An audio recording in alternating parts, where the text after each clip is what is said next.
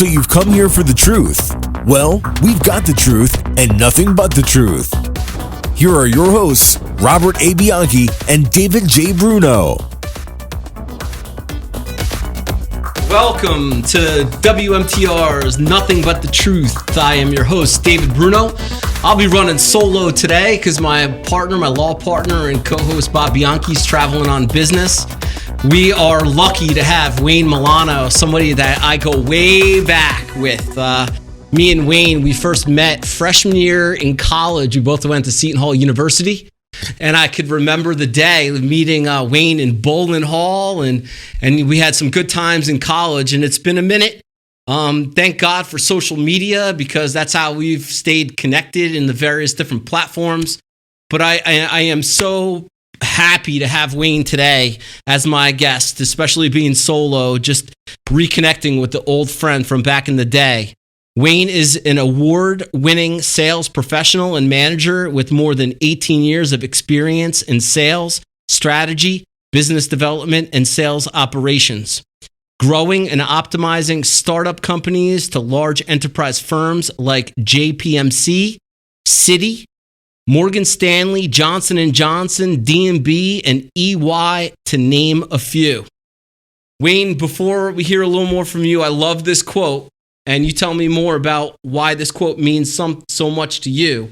But one of his favorite quotes, and basically sums up who Wayne is, quote, "I run on dirt paths as paved roads are not my style. Rocky roads with hard climbs, long trails in the dark woods, or big open fields. Whatever it is, I got. I especially do not want to be arriving at the same preset destination. Rather, I want to love the journey of getting to a place I can't be certain is there, but knowing the finish line is near." Wayne, welcome to Nothing But the Truth. Explain why that quote means so much to you and why it describes you as a person. Awesome. Hey, first of all, it's great to see you, man. Thank you for having me. Yeah. It's a privilege. Thank you. Yes. Yeah, diving right into it. A little bit of background, I think that's important. I'm an advocate for Spartan racing. You can find me in the woods, love it, out there in nature, racing, by myself with my friends. And it's a great way that summarizes who I am and the things that I'm passionate about, because if you're always on that same preset path every single day, it's like the movie Groundhog Day. It's not my style, right? So for me, I like new challenges each and every single day. I don't like status quo. Another thing about me is I'm going to challenge that status quo within reason. But for me, my personal hobbies in life and what I do day to day, they're all interconnected. So the way I look at that quote is how I live my personal life, how I live my professional life, and all things that I do. That's amazing. I mean, you graduate from Seton Hall University, and it's been a while. I mean, we're all doing our own here. We have our own careers. Tell my audience a little bit about what you do. The best way to summarize what I do is I'm in the business of helping other people make their dreams a reality through customer service. That's the best way for me to summarize. To kind of give a little bit of glimpse into that journey, currently today, I am leading a strategic business at a startup in the data security world known as Immuta. The biggest thing that we do is we secure and lock down the most sensitive critical data, both on like personal level, like you and me, our data, if we're a member, say at JP Morgan Chase or Morgan Stanley, but also at the corporate level of the organization. So our job is to ensure that the right data ends up in the right hands versus ending up in the wrong hands. And for me, it's all about creating these solutions and these assets. So it's been a privilege and an honor to help this company from literally Series B to where we are now, Series D, raising capital and really supporting our largest customers. So that's what I do day to day. Leading up to this journey, it's all about the mentors and the people you put in your life. Back to my little quote that you read, you don't really know where you're going to end up. So you got to love that journey that you're on. So a lot of the people that I met throughout my life, I thought I knew what I was going to do. I mean, I was all on track where I was going to be an FBI agent one day. That's what I wanted to do. But then I had an opportunity to meet other people that influenced me and impacted me. And I was really impressed with them. So, throughout the career, I've tried many different things that I believe can make me better. So in summary, working with Immuta, we help create data security products and solutions. But one of the other things, if you checked out my profile, like I said to you earlier about helping people's dreams become a reality, I also help people with their own startups. So because of what I've had the privilege and opportunity with the mentors in my life, how do I give back? And sometimes the hardest thing is for young entrepreneurs is to really understand the fundamentals of what it means to get started. Look yourself in the mirror and say, do I got what it takes to go through the hell that I'm about to go through? And that's some of the things that I'm extremely passionate about, giving back to those through my experience and my network to help people with their dreams. Or sometimes, hate to say it, we bring a little bit of reality to them, and it's like, okay, that dream's short-lived. Wow, amazing. I mean, talk about mentors, and I could relate myself. I mean, recently I've reflected on my past and looked at some of the relationships that have changed the trajectory of my life one way or the other. I wonder, who are some of these mentors that really changed your mindset or the trajectory of where you were going? You know, it's a great question, because someone's always, looking for that fancy name, like, oh, I've had, these mentors, household names, but sometimes it's people that go through failures in life. Beyond my parents, who were obviously clearly a great inspiration of things that I want to become and don't want to become. There were people in all walks of life. Actually through college, I was a personal trainer. It's what I did to pay myself through school. And it was one of my clients at that time that I was just very impressed about, their path in their life. And so for the last 20 plus years, this one particular individual, Chris, a client of mine, in the gym, is someone that really helped me throughout my career. So I've had people that successful walks of life, starting businesses, one particular sold his organization to EY. And I've had people that have failed in life. And that is sometimes the lessons we take for granted. Well, people are like, Wayne, I tried this 3, 4, 5 times and I failed. But those lessons you learn from them so you don't end up on that same path. And the other aspect of it is the mentors I had in my life. I mean, putting it bluntly, you got to be diverse in that. You can't get it from a bunch of guys. You got to diversify, some of the hardships that women have went through in life. What lessons can we learn from them? So there's 3 people in my life, if it's appropriate to mention their names, happy to do it.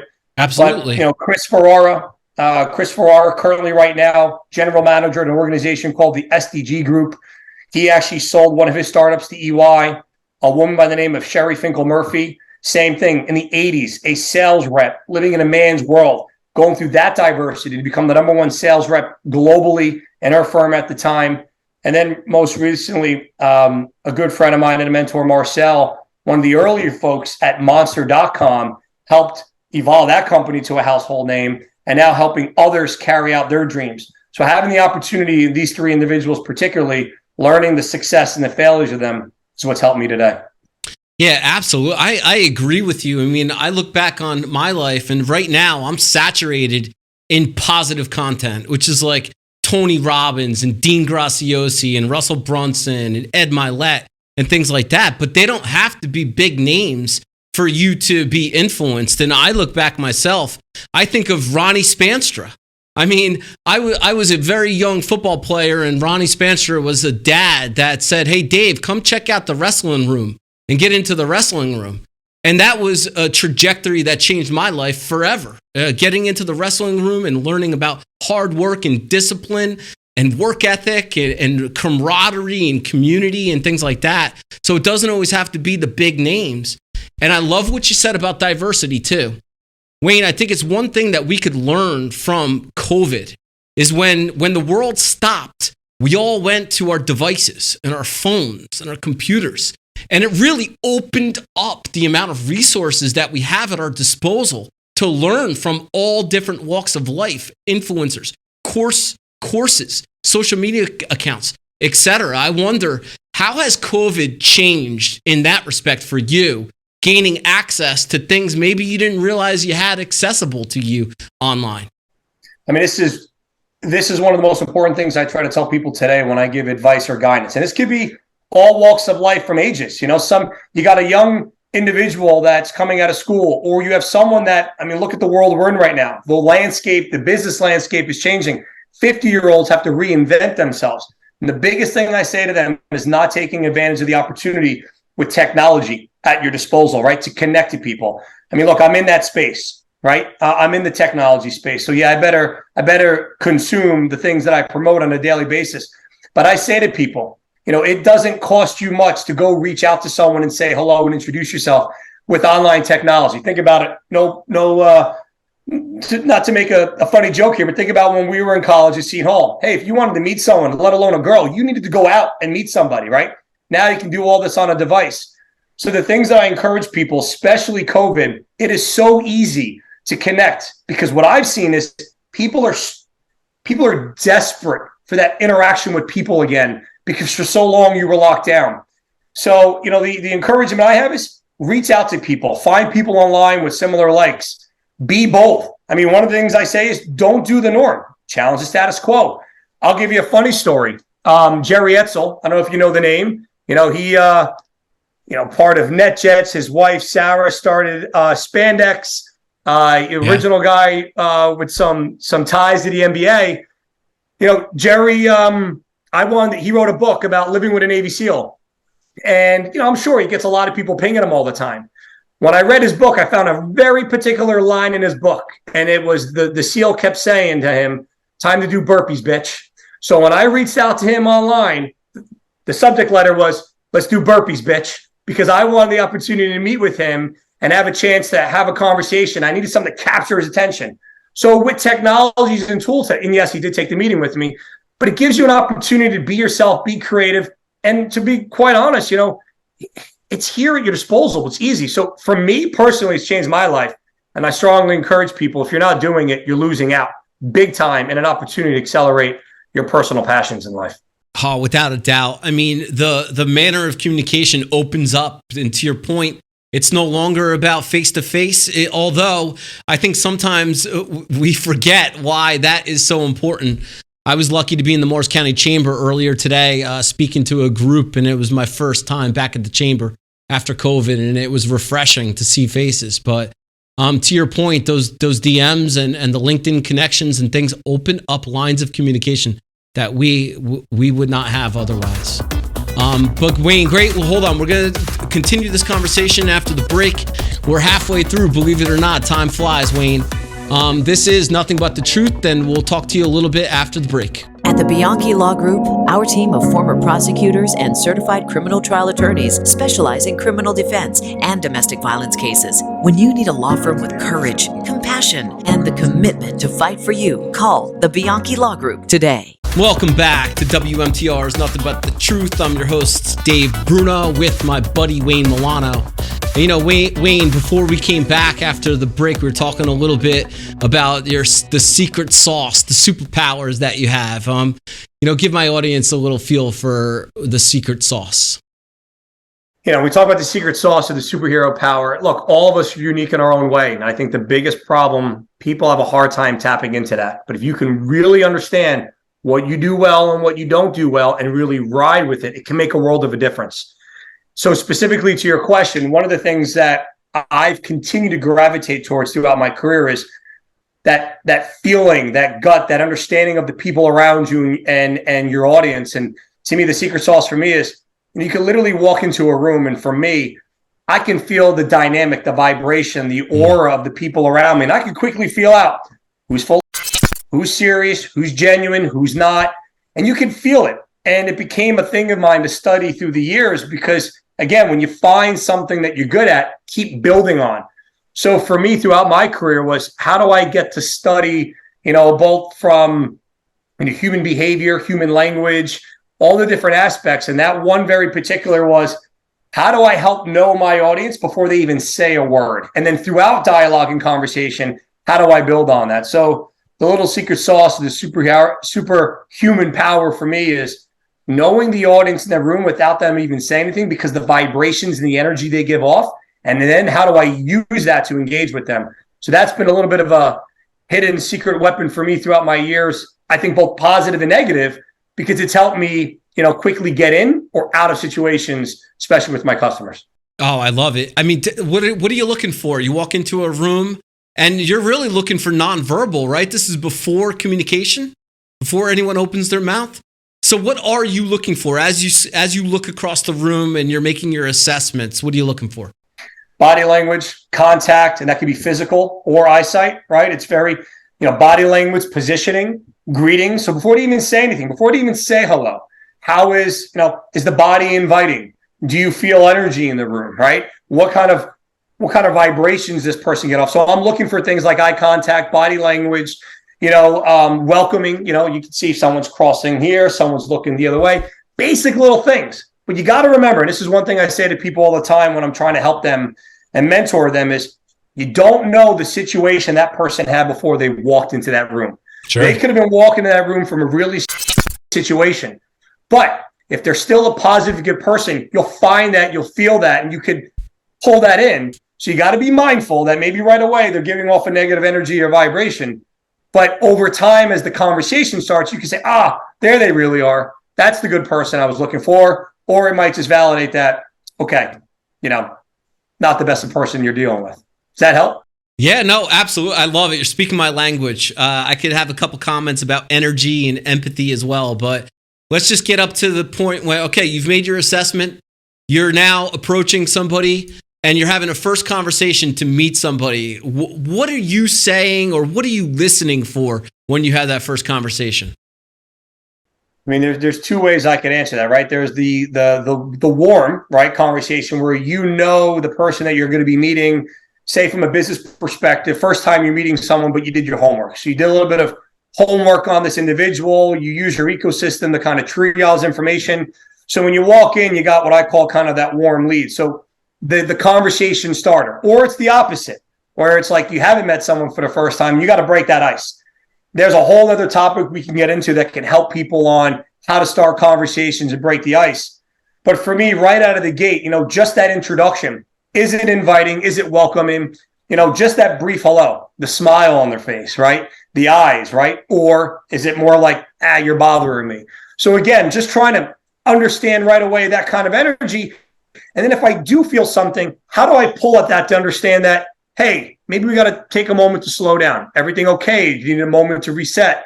And I got to tell you, I would say there's numerous amount of times because you pick up on that and you say, hey, everything okay? You need a couple minutes to kind of decompose? By doing that sometimes, they're like, you know what?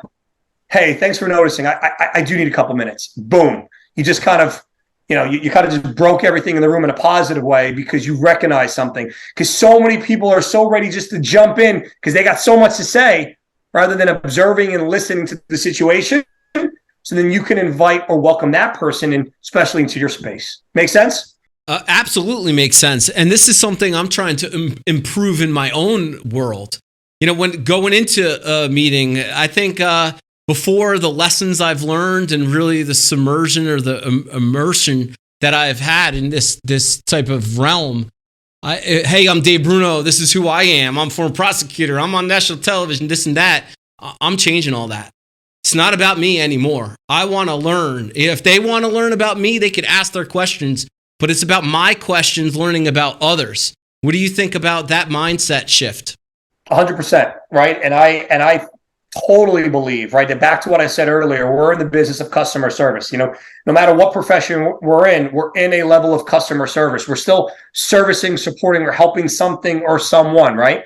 So for me, the quicker, faster that I recognize, now I needed trials and tribulations and failures to recognize this. As a young, what I like to say, inexperienced professional, I felt like I had so much to say.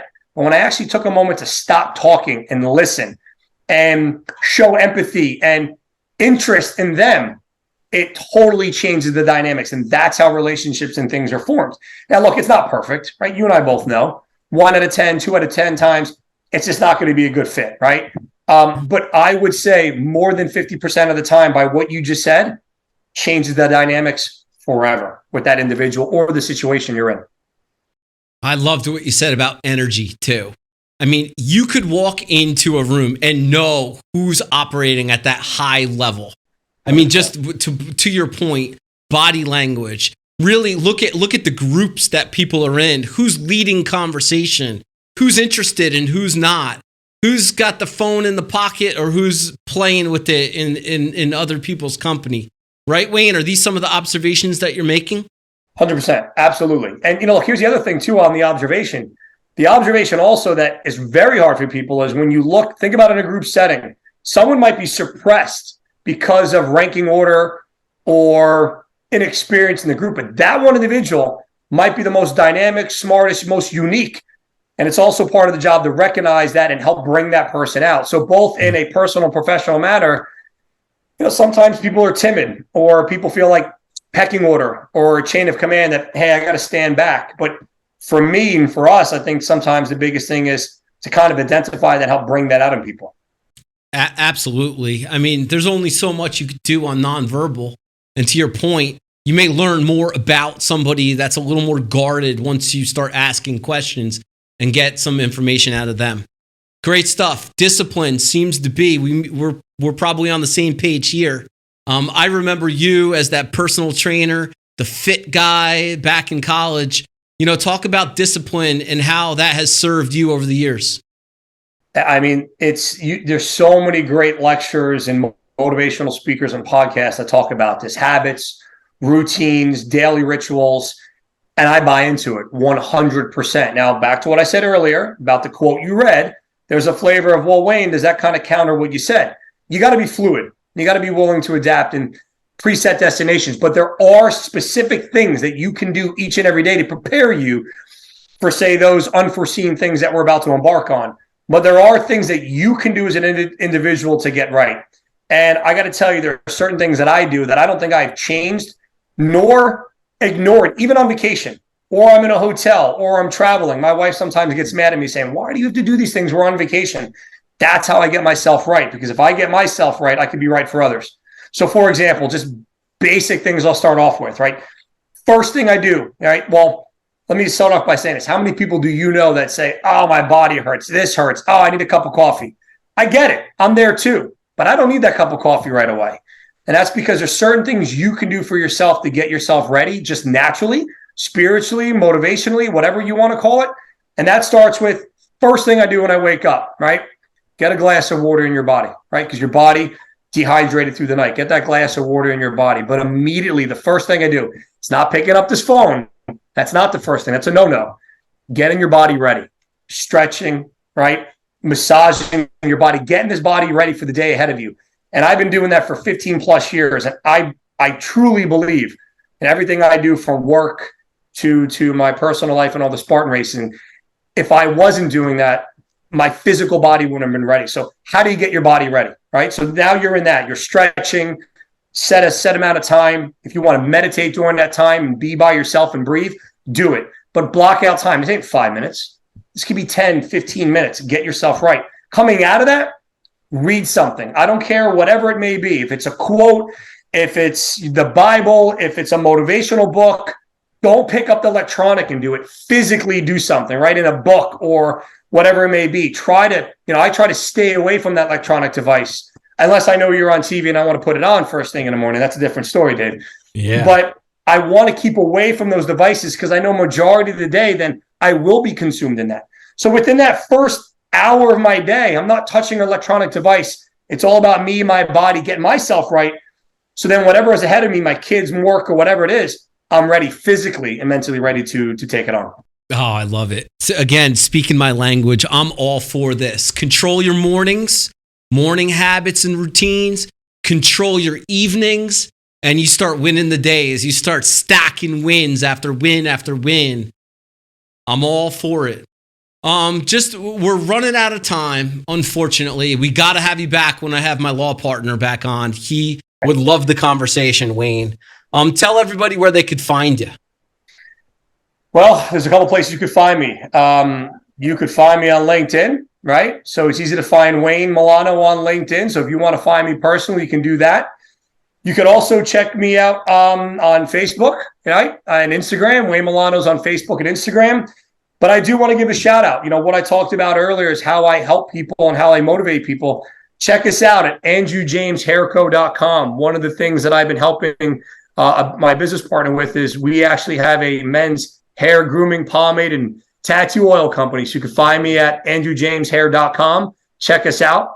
But, it's very easy to find me socially online. But hopefully this will start that interaction with others that are interested in learning more. Yeah, you're delivering value. And one of the accounts I follow for sure, what some of the quotes you put out there, I read one of them, which is really a staple to your profile. But, there are quotes that you're putting out, Wayne, and I appreciate what you put out there, and you motivate me as well. So thank you, Wayne, for coming on the show. We're wrapping it up.